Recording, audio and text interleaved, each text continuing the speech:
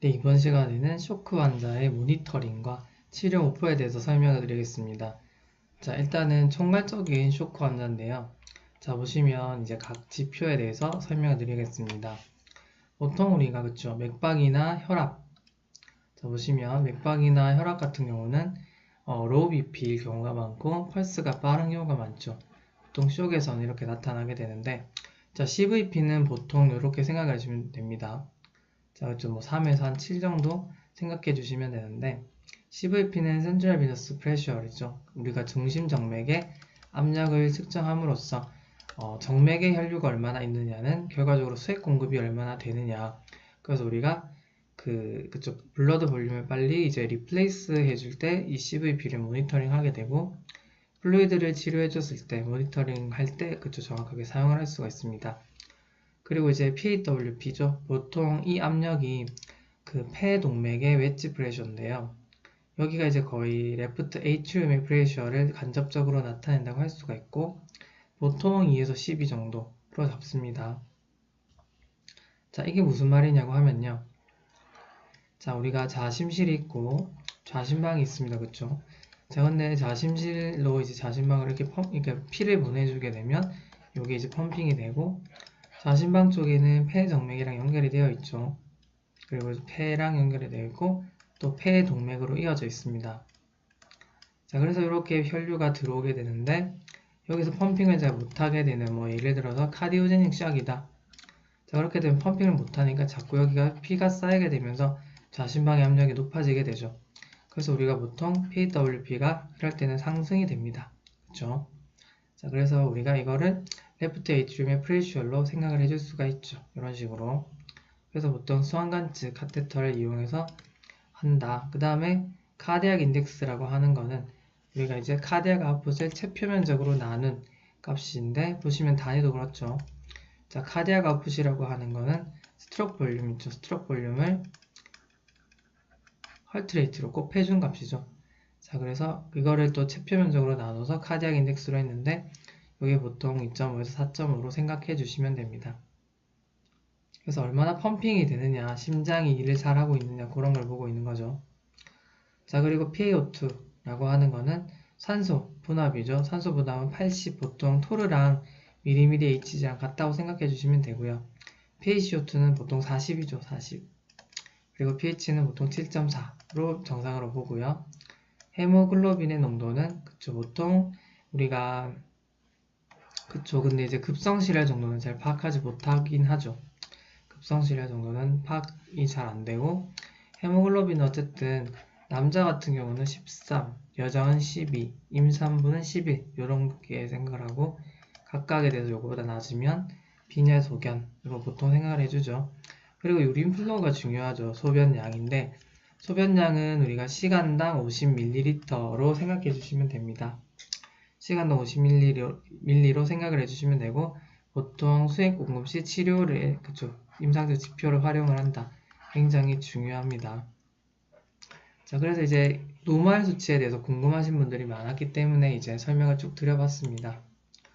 자, 이거 한번 보겠습니다. 이제 우리가 쇼크를 다 공부를 했다라고 가정을 하고 제가 설명을 드리는 거고, 혹시 이제 쇼크, 기본적으로 우리가 폐혈증부터 해서 그쵸?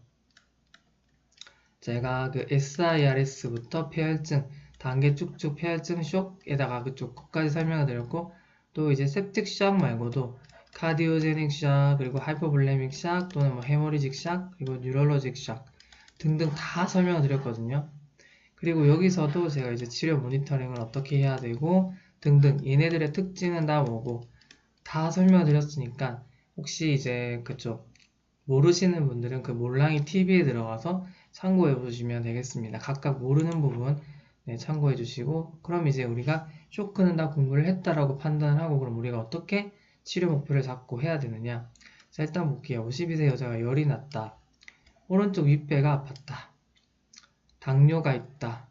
혈압이 낮다. 그쵸? 그리고 호흡도 빠르고 맥박도 빠르네요. 열이 있네요. 복부 팽마가 뭔가 이제 감염된 것 같죠? 감염에 의해서 지금 보시면 지금 이게 다 SIRS를 그냥 충분히 만족하거든요. 자, SIRS 기준에 대해서는 그쵸? 제가 거기도 이제 따로 찍어 놓은 게 있으니까 몰랑이 TV 들어가시면 알 수 있고, 어쨌든 SIRS가 충분히 판정이 되고, 거기다가 이제 감염이 의심되는 소견에다가 그럼 이제 셉시스는 충분히 이제 만족하죠. 자, 셉시스까지 가는 상황에다가 수액을 투여했는데도 지금 혈압이 안 오르죠. 자, 이거는 결과적으로 septic shock까지 의심할 수 있는 상황입니다. 그렇죠? 자, 그래서 이런 쇼크가 있는 상황에서 우리는 어떻게 해줘야 되나, 치료 목표를 어떻게 해줘야 되냐라는 거죠. 자, 근데 이 사람은 지금 수액을 그냥 투여해도 회복이 안 되기 때문에 지금 그쵸, 뭔가 이제 에피네프린 같은 바소프레서가 꼭 필요하겠죠. 자, 그런데 이런 사람의 경우에는 지금 CVP부터 맞춰야 되는데, 어쨌든 이렇게 차근차근 가는 거죠. CVP를 이렇게 이제 8에서 12 정도 맞춰주고, 그 다음에 치료 목표치는 다릅니다. 그죠? 치료 목표치는 보통 8에서 12, septic시약에서 목표치는 이 정도고요.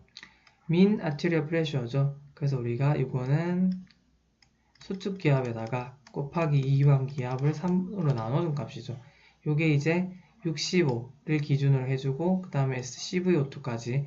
자, 제가 이거 다 설명드렸거든요. 이거에 대해서도 요것만 또 설명한 영상도 있고, 요거도 다 설명드렸기 때문에 딱히 또 안 말할게요. 자, 어쨌든 이 사람은 또 계속 보면은요, 백혈구가 지금 증가되어 있고, 중성구도 굉장히 그쵸, 딱 감소.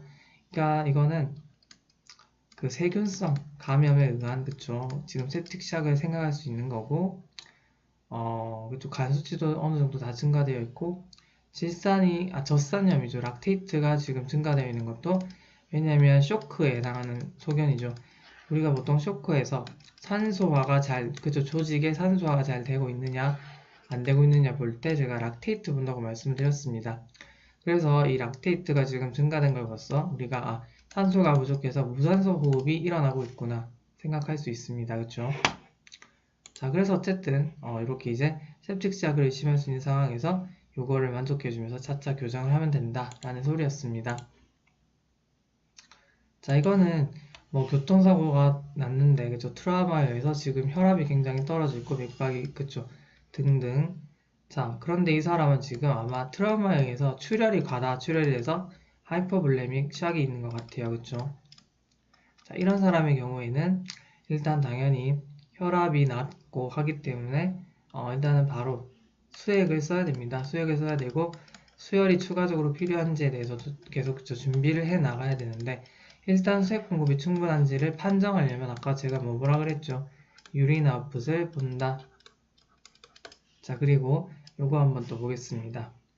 이번에는 무슨 샥인지부터 판단을 해야 되는 거고요. 자, 10일간의 오른쪽 아래 목부 통증 고열. 앞배인가요? 잠깐 밑에 볼게요.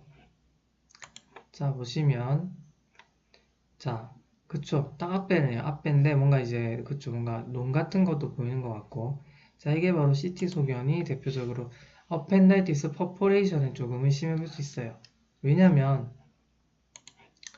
자, 보시면 지금 혈압도 굉장히 낮고 WC도 굉장히 큽니다. 그쵸? 자, 이런 상황에서 퍼포레이션이 돼서 감염이 일어난 거죠. 그래서 이렇게 septic shock이 일어난 것 같아요. septic shock이 일어난 것 같습니다. 자, 그래서 지금 보시면 헐리로 생각을 할 수 있는데, 자, 레이트랑 헐리랑 또 다른 거 아시죠? septic shock 중에서도 레이트가 있고 헐리가 있죠.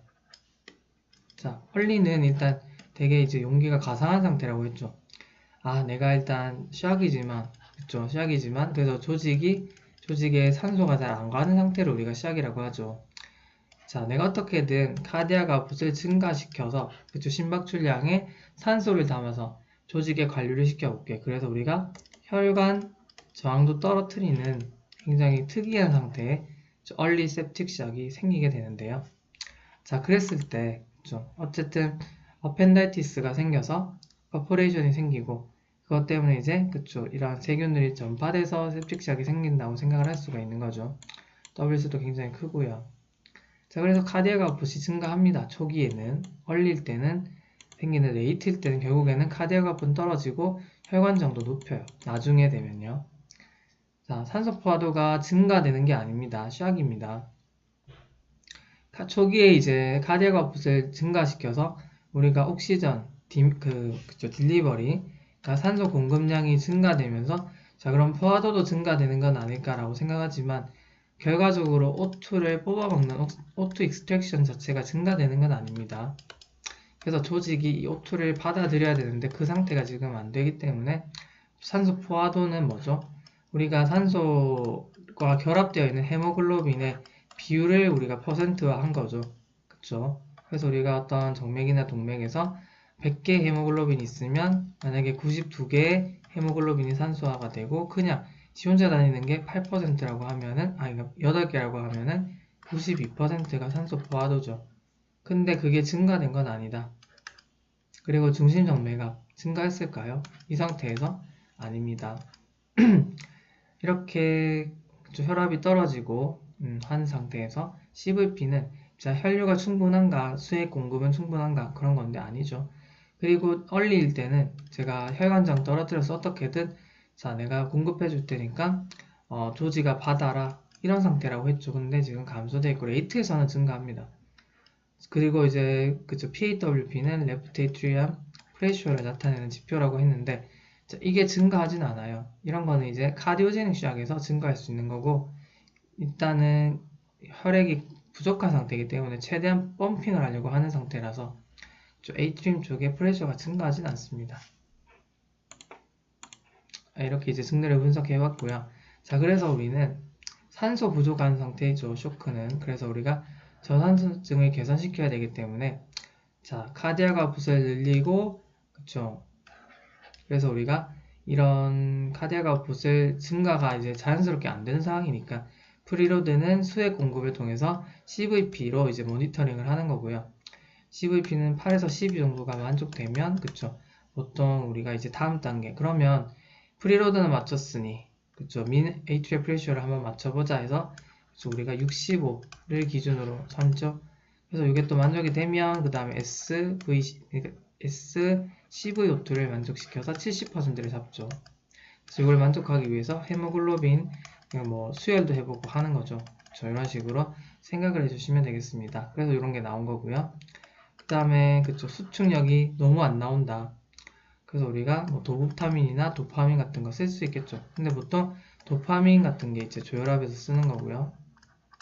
그래서 이런 이노트로픽들을 같이 써볼 수 있다. 자, 생각해보니까 제가 이런 거는 다 설명을 드렸고 자세하게 궁금하시면 강론에 대한 영상을 그러니까 보시면서 자, 이해를 해주셔야 되고 지금 이건 이제 쇼크를 제가 다 설명드리고 마지막에 설명을 드리는 내용이거든요. 그래서 다 공부를 하신 분들은 아마 싹 정리가 되셨을 거예요. 보시면서 이렇게 정리를 하시면 되고 이제 이걸 처음 봤다. 그래서 이제 기본이 안 돼 있다라고 생각하시면 몰랑이 영상을 각각 참고해 보셔서 보시면 제가 다 설명을 드렸습니다. 네, 수고하셨습니다.